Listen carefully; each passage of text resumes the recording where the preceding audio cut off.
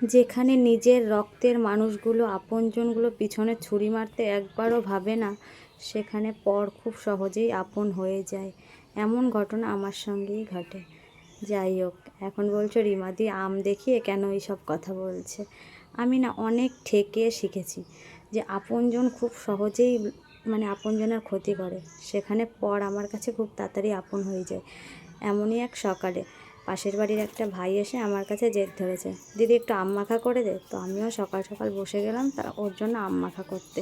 অনেকটা লেট হয়ে গেছিলো, তাও ছোট ভাই যখন আবদার করেছে, রক্তের কেউ না, তাও যেন আবদারটা ফেলতে পারিনি। কারণ ভাই বা দাদা না থাকার কষ্টটা আমি বুঝি।